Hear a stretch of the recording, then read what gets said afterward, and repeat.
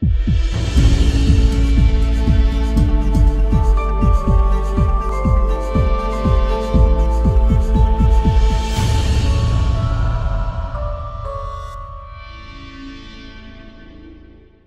pessoal, tudo bom? Na quarta rodada da TV Trabalhistas, eu vou tratar a respeito de prova emprestada e a efetiva necessidade do contraditório no processo de origem. O contraditório, ele é a pedra de toque a definir a validade da prova emprestada a ser importada do processo de origem. Tanto é assim que o artigo 372 do novo Código de Processo Civil diz que o juiz poderá admitir a utilização da prova produzida em outro processo, atribuindo-lhe o valor que considerar adequado, observado o contraditório. Portanto, para uma primeira linha de juristas, para uma primeira corrente de pensamento, o contraditório no processo de origem, ele deve ter sido tão efetivo, tão intenso quanto aquele que haverá de se dar no processo receptivo, tá? E o que isso quer dizer? Não basta, única e exclusivamente, que tenha sido o contraditório oportunizado no processo de origem, mas sim que ele tenha sido efetivamente levado a efeito, ok? Para uma segunda linha de doutrinadores não há essa necessidade. Tá? Não há necessidade do efetivo contraditório no processo de origem, mas apenas que ele tenha sido oportunizado, ok?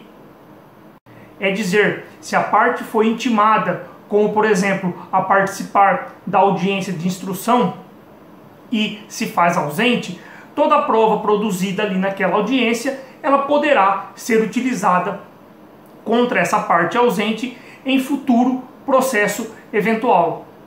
Então é dizer, caso assim não proceda, a prova ela não pode ser considerada imprestável para o traslado única e exclusivamente pelo fato de a parte não ter cumprido com o seu dever processual lá no processo de origem, tá? E ainda vou tratar aqui rapidamente acerca da identidade de partes nos processos de origem e no processo receptivo. São três correntes, tá? Para uma primeira corrente, encabeçada pelo professor Eduardo Talamini, ele diz que as partes do segundo processo, elas têm de haver participado em contraditório do processo em que se produziu a prova que se visa aproveitar. Então, as partes elas devem ser idênticas, tanto no processo de origem quanto no processo receptivo. Por outro lado, o professor Fred Dier, ele diz expressamente: a prova não pode ser utilizada contra quem não participou de sua produção. E aqui um exemplo bem elucidativo. Se no processo de origem as partes eram A e B, e no processo receptivo as partes são A e C, no processo receptivo, A não pode utilizar da prova emprestada contra C. E por quê? C não foi parte lá no processo de origem, mas C pode utilizar-se da prova emprestada contra A no processo receptivo, porque A foi parte lá no processo de origem. É um exemplo bem claro para que nós possamos entender essa diferenciação de quem participou ou não da produção probatória.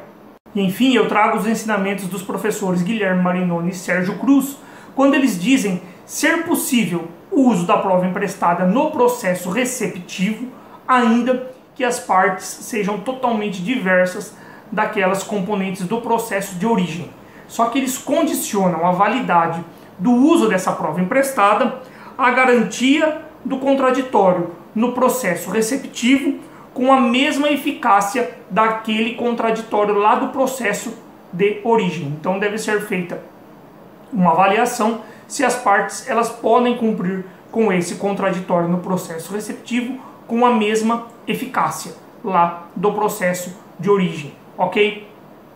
Então, meus amigos, essas são algumas considerações, breves considerações. Espero ter contribuído com o seu aprendizado.